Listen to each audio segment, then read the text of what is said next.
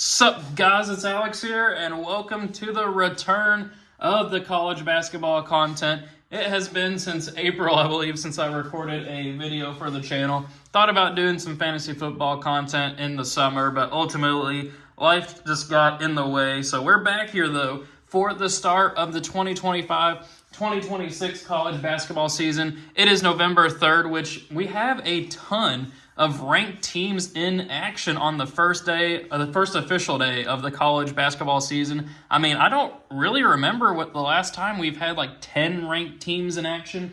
Of course, we got the Hall of Fame Classic tonight between BYU and Villanova, and then Florida, Arizona. Those two games should be really good. I'm super excited to see what happens. But maybe we'll see a couple upsets throughout those ranked games. Maybe there's a couple of teams that were resting on their laurels. Maybe there's some mid-major teams that are going to surprise this year. Those are always interesting to see what happens. Maybe we get like a San Francisco over Virginia like we got a couple of years ago, or like an Evansville over Kentucky. We'll see what ends up happening with that. But anyway, we are back here November 3rd. It is going to be super exciting to see what happens this college basketball season. There's been a lot of change. Of course, a lot of new faces, a lot of new places. We have people going to the NBA. Of course, no Cooper Flagg returning to Duke, as much as people wanted that to happen. We have a couple of coaches that retired too, like Bruce Pearl leaving Auburn a month before the season started. That was a huge surprise to the, I guess, college basketball media.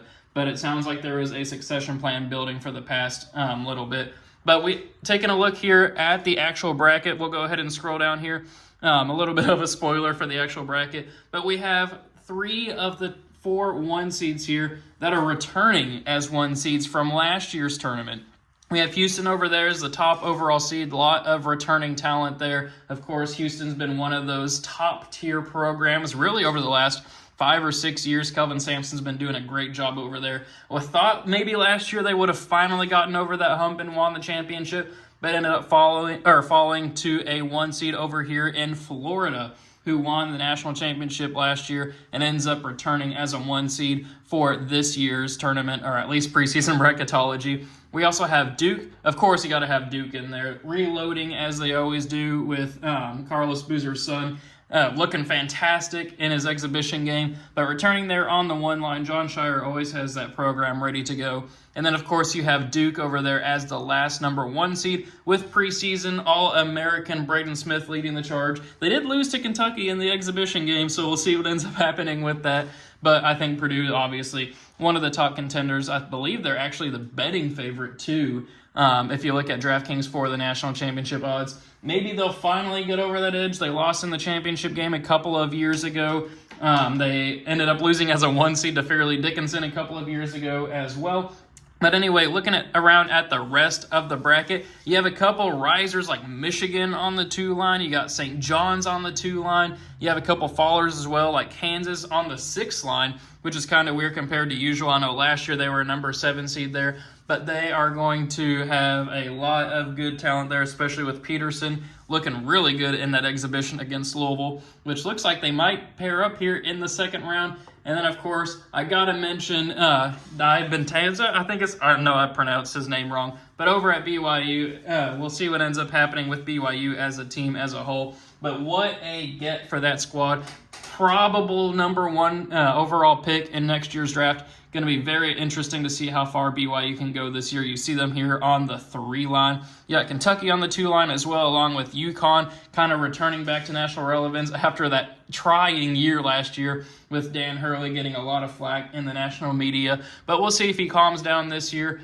Maybe they're probably not going to go back to the Maui Invitational Tournament like they did last year. But anyway, 4 minutes into the video, obviously there's not a whole lot to work with in terms of the bracket this year with so many moving teams, so many moving parts, so many moving coaches. We'll finally start getting some results, kind of seeing what these teams look like over the next couple of weeks. So let's have some fun with the actual bracket here. As always, I create this bracket. Go to vertex42.com, download their Excel template, and then fill out the NCAA tournament bracket based off of who I think is going to win. We'll have some fun here. It is the first bracket of the season. Trying to find a more visually appealing way to do this. So if you have any ideas, put those in the comments below. Always would love to improve these videos one way or another. So go ahead and put that in the comments. If there's another website Used to have that Bracketology.com, but that's been down for about 3 or 4 years now, unfortunately. But anyway, let's go ahead and get into our picks here. Starting with Houston, obviously moving on past Montana. That one's not going to be close. Missouri versus USC. Give me Missouri in that one. Gonzaga versus Akron. Give me the Bulldogs of Gonzaga. Alabama versus Utah Valley. Give me Alabama. North Carolina, I think, is going to make a lot of noise this year. They're going to beat VCU on that spot. Tennessee moving on past James Madison. Then we're going to have Mississippi State, 10 seed over 7 upset, along with Michigan moving on past Youngstown State. So I started out by saying there was going to be a lot of upsets. Obviously, I don't really have too many upsets there, just a 9 and 10 classic upsets. So we'll move on down here to the bottom left regional. Duke going to beat the winner of Navy and Southern, which I think would be Southern. Texas versus Cincinnati. Give me Texas in that matchup there. Iowa State and Liberty. Give me the Flames. I know Iowa State's trying to return back to national relevancy there. They've had a couple of really good years in the past couple of years, but give me Liberty pulling off the classic 12 over 5, and give me High Point with their fast brand of basketball, pulling off the 13 over 4 upset of Illinois. Brad Underwood's going to be very upset with that result, but give me High Point there. Then we're going with another upset, the Chaos region. Give me Villanova beating Boise State, or even Boise State beating Villanova. Either one of them to upset Oregon there in the classic play-in game, getting an upset. There's usually one every year that ends up happening. I think it happens in that matchup. Then we have BYU moving on past St. Thomas, keeping the upsets going. Let's rock with Iowa. The Hawkeyes moving on past San Diego State, where they will face Kentucky, who will move on past Little Rock. Send for actually, no, we're not going to move on to the next round. We're going to scroll over here to the bottom right regional. Florida moving on past Vermont. Give me 9 seed Vanderbilt moving on past NC State. Michigan State against Yale. I really want to pick Yale to pull off the upset there, but we're going to have Tom Izzo and Michigan State moving on as the 5 seed. Then give me Texas Tech moving on past McNeese. McNeese is one of those teams that are always going to be a sleeper team in the NCAA tournament if they make it, but give me Texas Tech, the quality of that program moving on as well. Then give me Penny Hardaway squad, making some noise here in an 11 over 6. Auburn's still in a great spot as a program, but let's go ahead and have an upset there. Maybe there's some weird thing that happens with Auburn this year, but give me the Tigers. UCLA here moving on past Furman. Virginia pulling off the 10 over 7 slight upset over Ohio State. And then give me UConn here moving on past Florida Gulf Coast. That would be fun to see Florida Gulf Coast go on another run as a 15 seed. It's crazy. It's been like 12 years since that big initial run. So then the last set of first round matchups up here in the top right, Purdue moving on past Norfolk or Long Island. Then we're going to go with Baylor and Scott Drew squad moving on past Ole Miss and Chris Beard. Arkansas versus Northern Iowa. Give me Arkansas moving on there with John Calipari. Same thing with Arizona there over UC Irvine. Give me Kansas moving on past the winner of Marquette and Washington. Louisville will move on past UNC Wilmington as well. Then give me Wisconsin to beat St. Mary's and St. John's over Siena. So we have the Chaos region down there in the bottom left, but then we have the Chalk region up here in the top right. We had a lot of chalk in this past year's tournament, so anything could happen. Send for a spot in the Sweet 16. Purdue versus Baylor. Give me Purdue. Arkansas versus Arizona. Give me Arizona moving on. Kansas versus Louisville. Give me Kansas. We saw these two teams face off here in the second round, or in the exhibition game earlier. Kansas won that at Louisville, and I think it's going to happen again. I think Louisville's just 1 year away from making a super deep run. I mean, I could even see them making a deep run, just not against Kansas in that second round matchup, a brutal matchup for them. Then we're going to have St. John's moving on past Wisconsin. Then Florida moving on here past Vanderbilt. Michigan State taking care of business in a slight 5 over 4 upset over Texas Tech. Then give me Memphis. Penny Hardaway squad. They haven't done really anything in the NCAA tournament since Penny Hardaway's been there. But this is a chaos bracket. We're going to have an 11 seed moving on past the 3 seed, along with UConn, though, moving on past Virginia. Then if we scroll back over here to the bottom left, we'll go with Duke moving on past Texas. Give me Liberty moving on past High Point. Then give me Villanova beating BYU. We're going to get a preview of that matchup tonight. I think BYU is going to easily take care of business tonight, but maybe something happens in the NCAA tournament. Got to have some chaos. It's the first bracketology of the year. Sorry, BYU and all your fans, but give me Villanova. And then we'll have Kentucky here moving on past Iowa.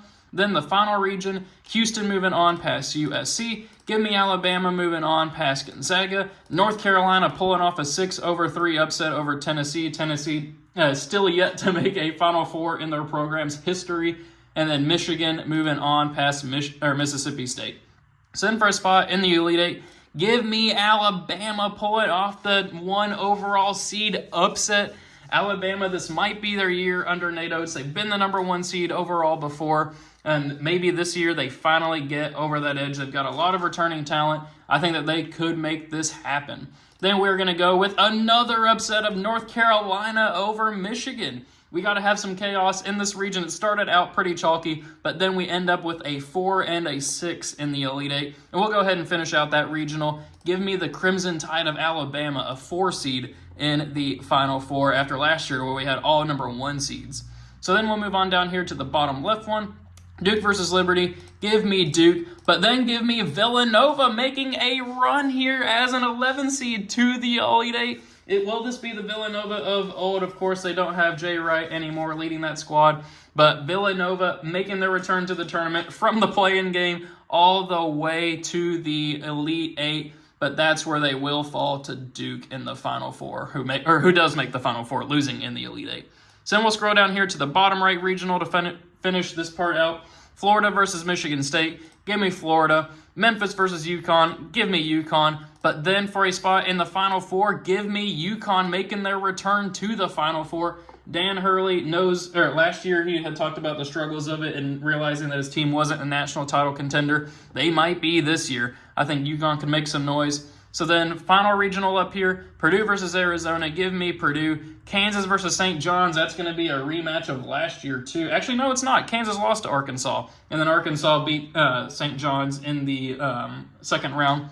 But give me Kansas moving on past St. John's. Maybe it's just name recognition. Maybe it's the fact that they have Peterson down there, but give me Kansas, and give me Kansas again making it to the Final Four. It's crazy to say Kansas is a Cinderella underdog story, but here in the NCAA tournament, in this preseason bracketology, they find themselves as a 6 seed in the Final Four. So we only have one number 1 seed, one number 2 seed, a 4 and a 6, but some big name programs. So for a spot in the Final Four, give me Duke to beat Alabama, though, and then give me UConn, actually, to beat Duke. And then for the national championship, I do got to go with John Shire and Duke. Man, it pains me to give him that in the first bracketology of the year, but that's just how I see it playing out so far. We'll see what ends up happening as I go through more bracketologies into the future. But I just want to say thank you guys for sticking around if you've stuck around. Maybe you just skipped to the end to see who I had as my national champion in this bracketology. But either way, thank you guys for coming back and watching these videos. They're always super fun to make. They gain more traction, of course, as we get closer to the NCAA tournament. But if you're watching right now, you are a true college basketball fan. Maybe you're a true Super Celtic 24 fan. Either way, welcome back to the channel and enjoy the tip-off of college basketball. Thank you guys for watching.